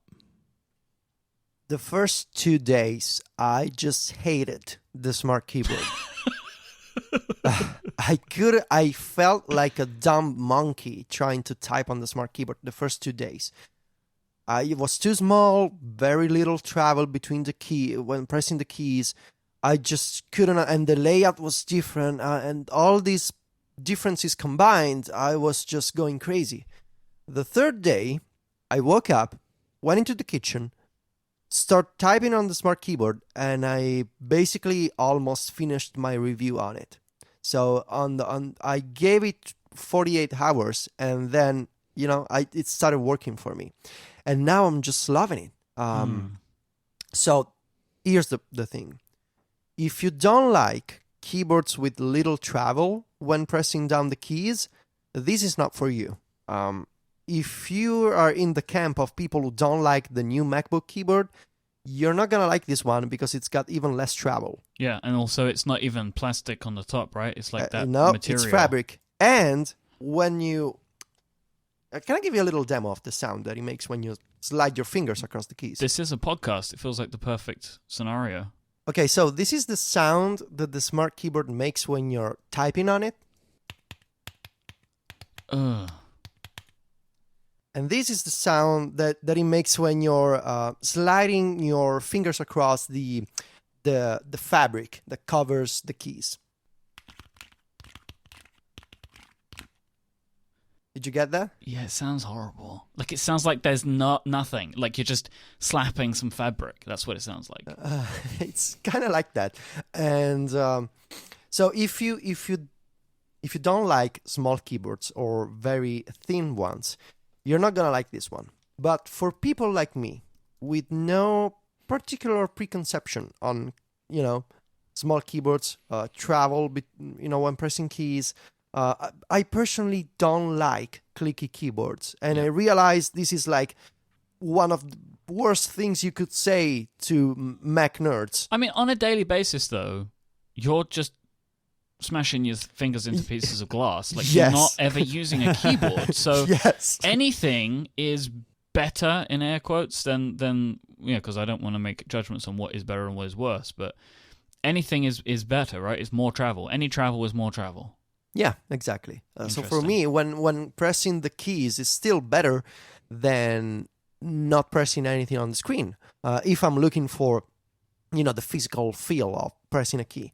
On the third day, I got very used to the smart keyboard, and now I can type really fast on it. And the big difference here to understand is that the smart keyboard doubles as a cover, and that's a big advantage. And even if there's when you fold the keyboard back into the cover, it creates a little ridge on the front of the cover because there's a keyboard behind it. And it's not very nice to look at. But in practice, it adds some bulk to the iPad, but not as much as other keyboard cases do. And I feel like we'll see many types of keyboards like this, using the smart connector to transfer data and power. We'll see many types of these thin covers that also have a keyboard. And for me, the big thing is, when I put the smart keyboard on the iPad, it is both a cover and a keyboard in a single package. I can still put the iPad Pro in my bag, and I basically there's a gain in maybe half a centimeter, which is no big deal, which is not exactly like using the Logitech keyboard case, which adds a ton of bulk to the iPad Pro. Because you have one of those as well, don't you? Yes.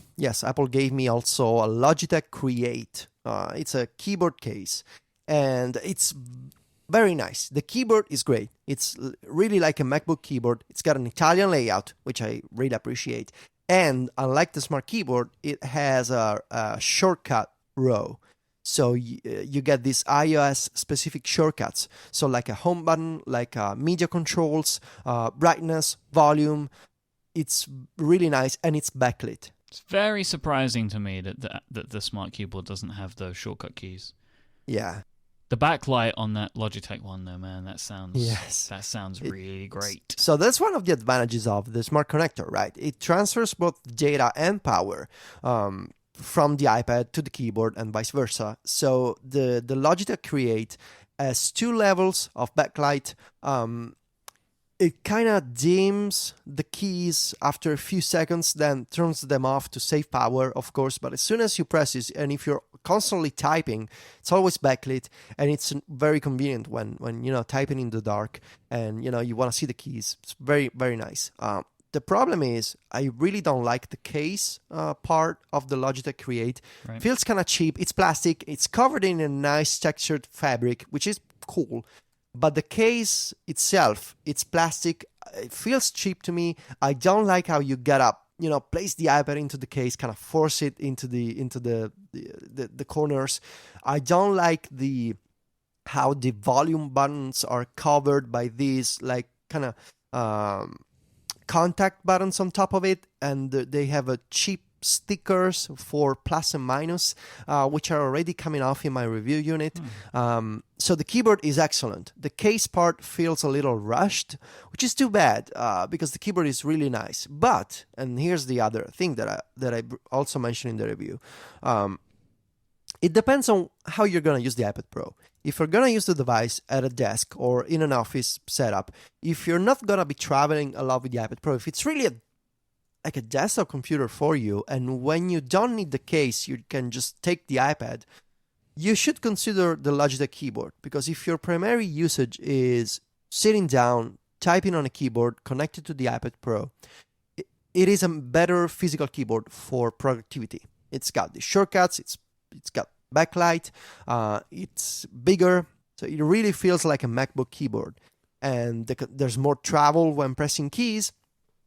But if you're going to travel with the iPad, if you want to take the iPad with you, and you're looking for a solution that's both a cover and the keyboard, I really recommend the Smart Keyboard. But again, if you don't like thin keyboards, and if you don't like the fact that there's little travel on the keys, then I don't know. I would say my suggestion is go to an Apple store, try the keyboard, like a lot of people have done with the MacBook.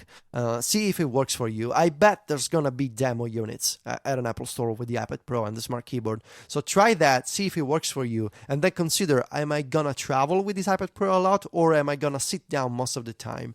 So, the bulk of the Logitech Create is not a problem. That's the question you got to ask yourself, and I would say there's going to be many more smart connector powered accessories coming out. Apple told me, it's totally up to third-party manufacturers to come up with ideas. They're not setting any, street guidelines on the types of accessories that they can create. They can go crazy, and I totally believe there's going to be all sorts of keyboards and cases and, covers, whatever. So maybe wait a little, see what third-party companies do. That would be my advice. That connector is magic. Yes, it's really nice. It's not magnetic, the connector itself. So it's 3 pins that have to be in contact with the connector on the iPad Pro. There's magnets around it. So like as usual, the iPad, since the iPad 2, there's magnets on the left side. So Apple uses the magnets to align the cover, or, the cover part of the Smart Keyboard. And because they're used to align, magnets on one side and on the other side, they also align the connector. But the connector itself doesn't have magnets inside the connector or inside the pins. It's just a point of contact. So that's a little detail worth mentioning. It's interesting to me too that the connector does offer that flexibility. So we've talked about keyboards, but do you know, can that connector be used for other types of things? So what I thought of just kind of randomly was, using an iPad in an audio setup. Could I sit this thing down on top of a DJ station or some sort of mixing interface and transfer data through that connector, or is it just keyboards? Yeah, I don't know yet. I also imagine the same kind of possibility, but I don't know. I got no details from Apple on how much power can you transfer with Smart Connector. I don't have the technical details behind the requirements for the Smart Connector. I can also imagine that would make sense for audio accessories, for audio instruments that you kind of plug in some way into the iPad, but I don't know. Just speculation. That's fair.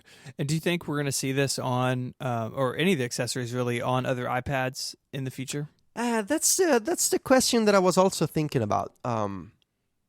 It would make sense, right, to kind of make it a more universal kind of plug and type or plug and play experience on any iPad. But But right now, it's also one of the key differentiators on the iPad Pro, right?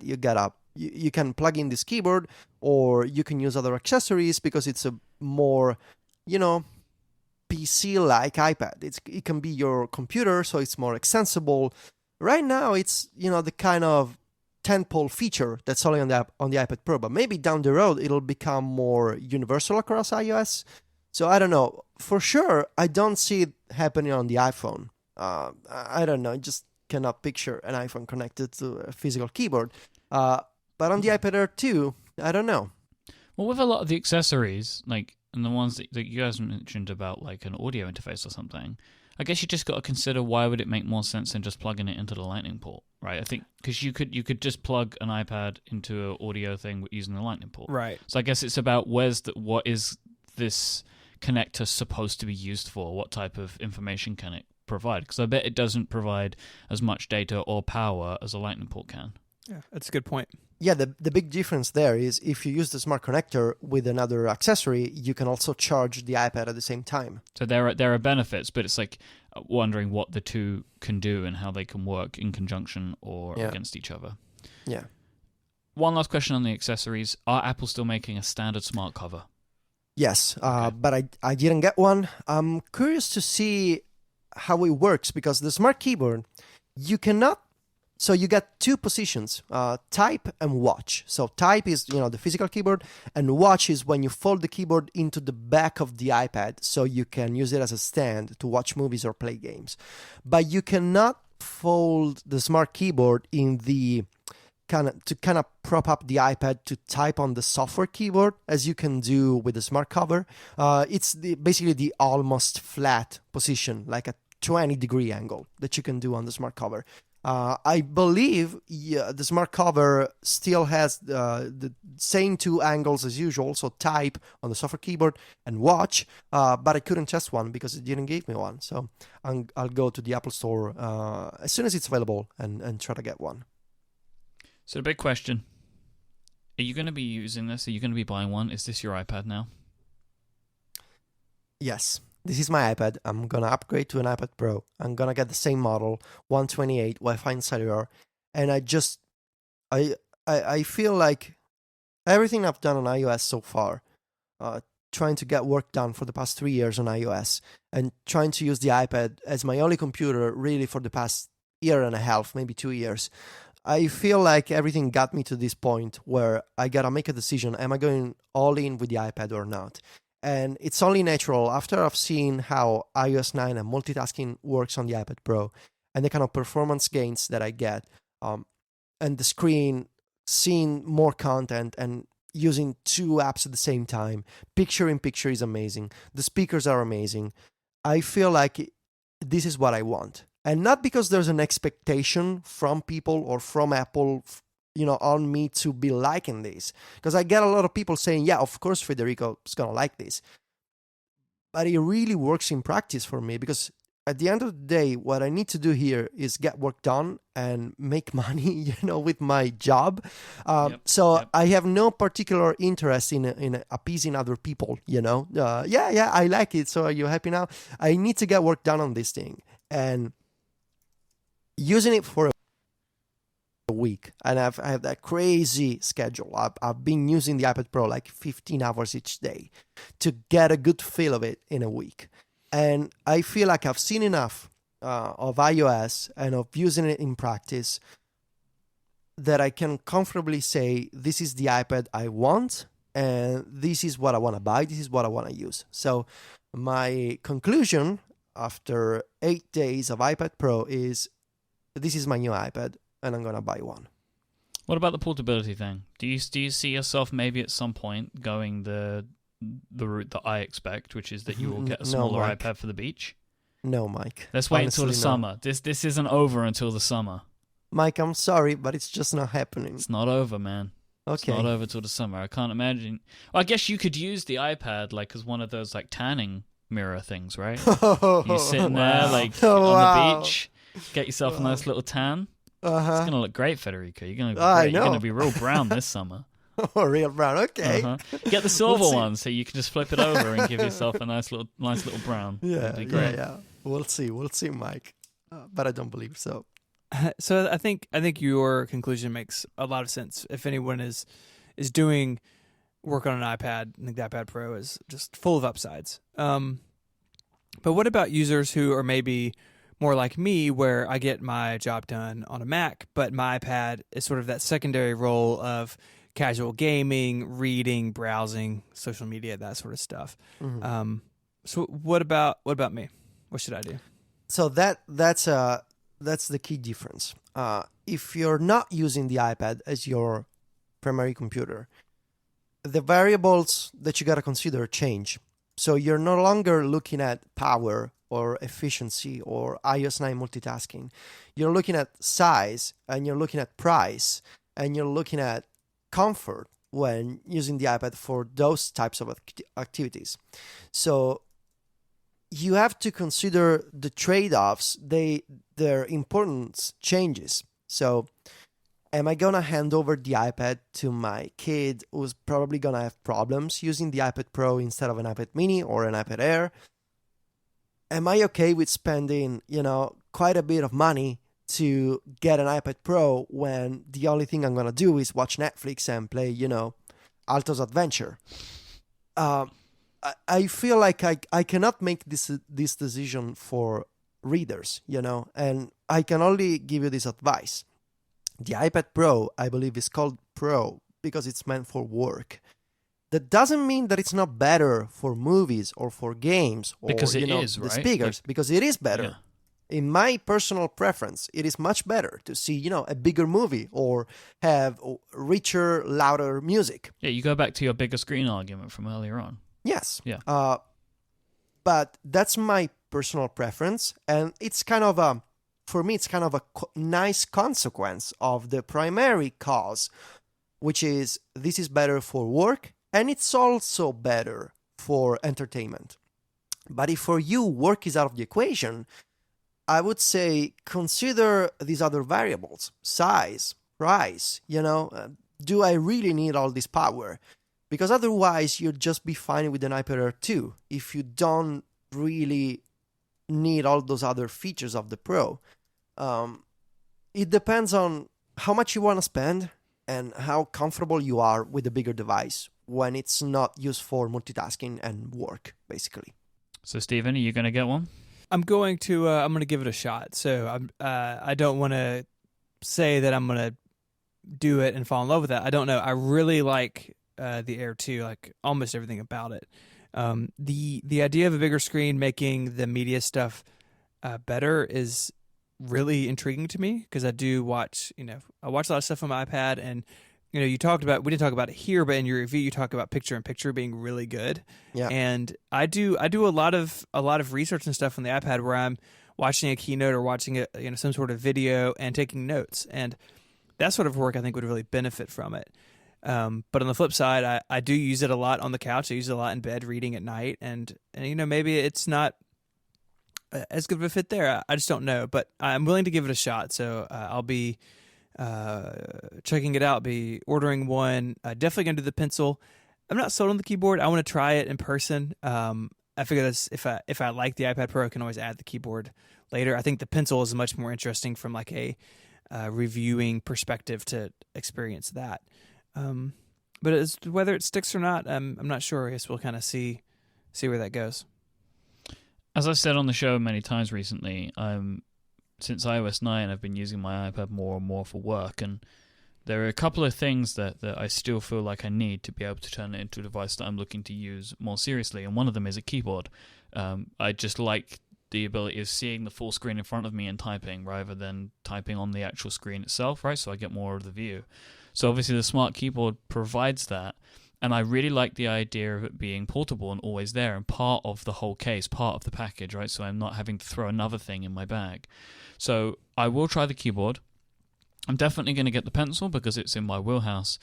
And I really do believe that this could be a better iPad for me and could really replace my MacBook Pro in all instances other than when I'm traveling for long periods of time, because I like to have something that I can edit audio on, right, just in case I need it, because sometimes I do edit shows when I travel. But for work, like when I go to my co-working space or for whenever I'm just not at my Mac, when I'm not over in another country, I can see myself wanting to use the iPad Pro for that, and that makes a lot more sense for me. Like, I'm trying to stay away from my iMac for the majority of time when I'm not recording, so I'm not sitting at this desk for 15 hours a day. And I think that the iPad Pro could really help with that, as the iPad Air is taking it a big step in the right direction for that. So I'm looking forward to trying this out, and I will be getting one as soon as I can. Nice. You sold us on it, Federico. You did the job. You did it. Well, I'm glad that I think I made a good case for people who need it for work and maybe people who don't need it for work, and I'm really curious to see what you guys do with your iPad Pro, and if you stick to it, after you use it for a while, or if you go back to the iPad Air 2, I'm sure we'll have plenty of follow-up for the next few episodes, and thankfully we'll have Stephen taking care of the follow-up for us. So we're in a good position, guys. We're all gonna use the iPad Pro. We're all gonna be pros. It's gonna be the year of the pros. That's what I'm saying right now. I don't think we can go any further than that. If you would like to get in touch with us, you want to send in feedback, there's a few ways you can do that. You can find a link to send us an email and also find our show notes over at relay.fm/connected/65. There'll be links to some Apple pages and also Federico's reviews as well. You can find them there. If you want to read Federico's work on his lovely website, you can go over to macstories.net, and you can also find Federico on Twitter. He is at Viticci, Viticci. Stephen writes over at 512pixels.net, and I'm sure that he'll have some of his own thoughts about the iPad Pro once he gets one in his hands, so 512pixels.net for that. And Stephen is on Twitter too. He is at ISMH, and I am on Twitter. I am at iMyke, IMYKE. I don't write any of my thoughts anywhere else, but I do podcast them in many, many places. You can find those shows along with this show and all of the other great shows on Relay FM over at relay.fm. Thanks again to our sponsors this week, Braintree, Casper, and Igloo, and we'll be back next time. Until then, say goodbye, guys. Arrivederci. Adios.